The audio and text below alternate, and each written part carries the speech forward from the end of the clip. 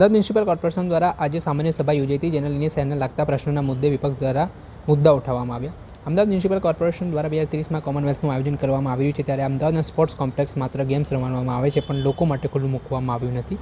માત્ર અમદાવાદના એક જ કોમ્પ્લેક્સ નહીં, જેટલા પણ અલગ અલગ વિસ્તારના 5 સ્પોર્ટ્સ કોમ્પ્લેક્સ બનાવવામાં આવ્યા છે, તે લોકો માટે ખુલ્લો નહીં મૂકે તે રીતે અમદાવાદમાં કોમનવેલ્થ ગેમ રમવામાં. શું કહી રહ્યા છે વિપક્ષ નેતા શહેજાદ ખાન પઠાણ, તેમને સાંભળો.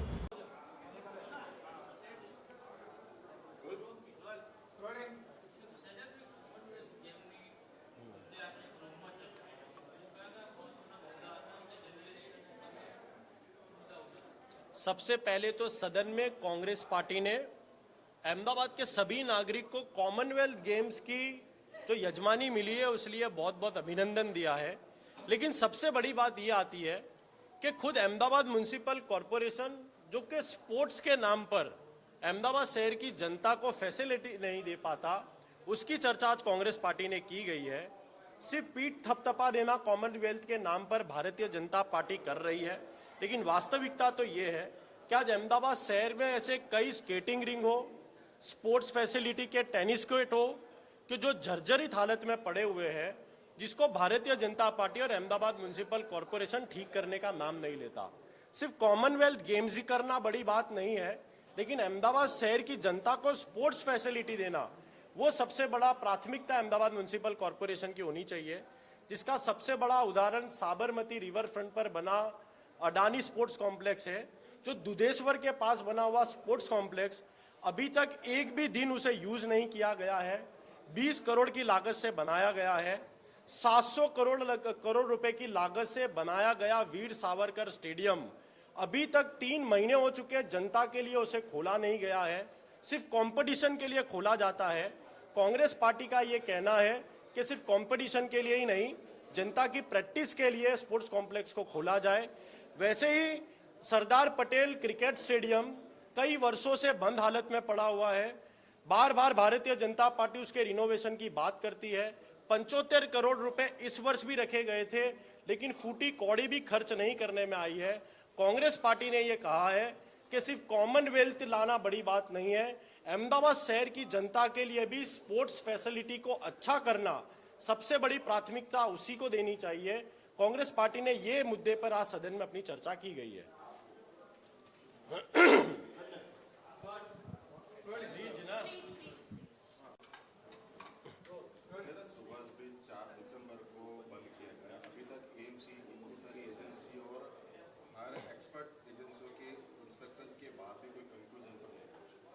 सुभाष ब्रिज पर बहुत बड़ी दुर्घटना होते होते रह गई, लेकिन फिर भी अहमदाबाद म्युनिसिपल कॉरपोरेशन सुधरने का नाम नहीं लेता। सबसे विवादित यदि bridge project Ahmedabad municipal corporation का प्रोजेक्ट हो तो वो ब्रिज प्रोजेक्ट हो। मोरबी कांड, गंभीरा कांड और हाटकेश्वर के बाद भी ब्रिज प्रोजेक्ट सुधर नहीं रहा है। 4 दिसंबर को सुभाष ब्रिज का एक स्पान टूटने से उसे बंद कर देना पड़ा, लेकिन आज भी अहमदाबाद म्युनिसिपल कॉरपोरेशन कंफ्यूजन में है कि उस ब्रिज के साथ करना क्या है। कुछ ही महीने पहले ब्रिज का इंस्पेक्शन किया गया। इंस्पेक्शन में ओवरऑल फेयर कंडीशन बताया गया, लेकिन 3 महीने के बाद ही उसका स्पान टूट जाता है। इंस्पेक्शन में यह कहा जाता है कि उसमें चामा चिड़िया होने के कारण ब्रिज के अंदर के बॉक्स को चेक नहीं किया गया। इस तरीके के बहाने दिखाकर यदि आपे सांभळेला स्टैंडिंग कमिटीના ચેરમેન દેવક દાણી તેમણે આ મામલે મોટું નિવેદન આપ્યું છે, જેના જ કારણે હવે के इंस्पेक्शन गलत और फर्जी बनाए गए हैं। और आपे सांभळ्या હતા વિપક્ષ નેતા શહેજાદ ખાન પઠાણ આ મામલે શું કહી રહ્યા છે. સ્ટેન્ડિંગ કમિટીના ચેરમેન દેવાંગ દાણી, તેમને પણ સાંભળો.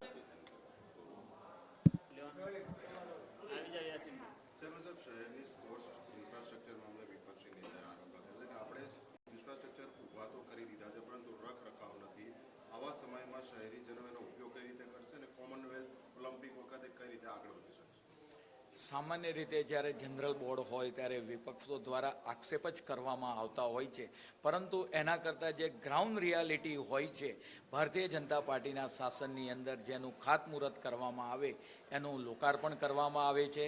શહેરના નગરજનો માટે હમણાં જ નારણપુરા ખાતે સ્પોર્ટ્સ કોમ્પ્લેક્સ આંતરરાષ્ટ્રીય કક્ષાનું ખુલ્લું મૂકવામાં આવ્યું અને તેની અંદર આગામી સમયમાં 2030ની અંદર કોમનવેલ્થ ગેમ એ પણ રમવા માટે જઈ રહી છે. 2029માં વર્લ્ડ ક્લાસ કક્ષાના ફાયર અને પોલીસના જવાનો વિદેશમાંથી અહીં આવશે અને આ કોમ્પ્લેક્સની અંદર આપણે વાત કરીએ કે એ માટેની સ્પર્ધા યોજાશે. ખાસ કરીને અહીંયા આગળ જે વાત કરીએ કે મહાનગરપાલિકા સંચાલિત 50 કરતાં વધારે સ્નાનાગરો અને 60 કરતાં વધારે જીમ અને આપણે વાત કરીએ કે વસ્ત્રાલનું સ્પોર્ટ્સ કોમ્પ્લેક્સ હાલમાં તૈયાર થઈ ગયું છે. બીયુ પણ અપાઈ ગયું છે. જે રીતે પશ્ચિમની અંદર નારણપુરા સ્પોર્ટ્સ કોમ્પ્લેક્સ, વીર સાવરકર સ્પોર્ટ્સ કોમ્પ્લેક્સ આવેલું છે, એવી રીતે પૂર્વમાં પણ વિશાળ ફૂટબોલ ગ્રાઉન્ડ સાથે ત્યાંનું વસ્ત્રાલની અંદર સ્પોર્ટ્સ કોમ્પ્લેક્સ તૈયાર થઈ ગયું છે.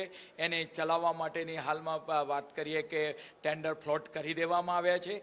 એ જ રીતે આપણે વાત કરીએ કે જે બ્રિજ આવેલા છે એ બ્રિજોની જે ભૂતકાળની અંદર દબાણ થતા હતા તો હાલ શ્રીમ્સ અંડરબ્રિજ નીચે, રાણીપ ખાતે બલોલનગરના અંડરબ્રિજ નીચે અને આગામી સમયમાં 9 જે બ્રિજો છે એની નીચે સ્પોર્ટ્સ એક્ટિવિટી મહાનગરપાલિકા દ્વારા ચાલુ કરવામાં આવનાર છે. આમ અહીંના જે અમદાવાદના છોકરાઓ છે એના માટે રમતગમત પ્રત્યે રુચિ વધે એ માટે સ્પોર્ટ્સ કોમ્પ્લેક્સ, વિવિધ પ્લેગ્રાઉન્ડો ક્રિકેટ માટે, તદુપરાંત આપણે વાત કરીએ કે એનું ઇન્ફ્રાસ્ટ્રક્ચર એ માટેની બધી જ તૈયારીઓ ચાલુ છે. ખાલી વિપેક્ષ આક્ષેપો કરવાનું રાખે છે અને એનું પરિણામ જ્ઞાતિવાદના રાજકારણમાંથી બહાર આવતા નથી. બિહારની હાલની ચૂંટણી થઈ તો લોકોએ મોદી સાહેબના વિકાસની રાજનીતિને સ્વીકારી. બીજો સર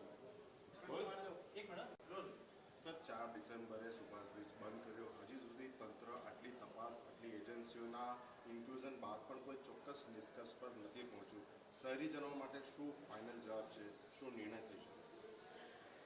સુભાષ બ્રિજ એ આપણે વાત કરીએ કે શહેરનો એક મુખ્ય બ્રિજ છે, સાબરમતી રિવર પર આવેલો છે. અનેક લોકો રાહદારી આના પરથી પસાર થતા હોય છે, પરંતુ જ્યારે 4 ડિસેમ્બરે બ્રિજના સ્પાનની અંદર અને બ્રિજની આપણે વાત કરીએ કે ઉપર જ્યારે તિરાડ જોવા મળી અને સ્પાનની અંદર પણ સેટ ડેમેજ જોવા મળ્યું, મોટી કોઈ દુર્ઘટના થાય નહીં, 4 ડિસેમ્બરે તાત્કાલિક ધોરણે એ બંધ કરવામાં આવ્યો 5 દિવસ માટે. પરંતુ જ્યારે વધારે ઇન્સ્પેક્શનની જરૂર હતી ત્યારે વિવિધ સંસ્થાઓ આઈઆઈટી રૂડકી, એસવી એનઆઈટી અને એમ પેનલ થયેલી કોર્પોરેશનની બ્રિજનું જે ઇન્સ્પેક્શન કરતી હોય છે કે બ્રિજની અંદર નિષ્ણાત લોકો હોય છે એ લોકોના રિપોર્ટની હાલમાં રાહ જોવામાં આવી રહી છે. પરિણામે એકવાર 23-24 તારીખે જ્યારે રિપોર્ટ આવી જાય ત્યાર પછી કોઈ ચોક્કસ નિર્ણય કરવામાં આવશે કે બ્રિજ કેટલા સમય માટે બંધ કરવો, એને કઈ રીતે રિપેર કરવો, ટેકનિકલ ધારાધોરણોના નોર્મ્સ પ્રમાણે નક્કી કર્યા પછી આવનાર સમયગાળા દરમિયાન એને કેટલા સમય માટે બંધ કરવો એ નિર્ણય કરવામાં આવશે. પરંતુ એકવાર રિપોર્ટની રાહ આના માટે જોવી પડશે. ઓકે.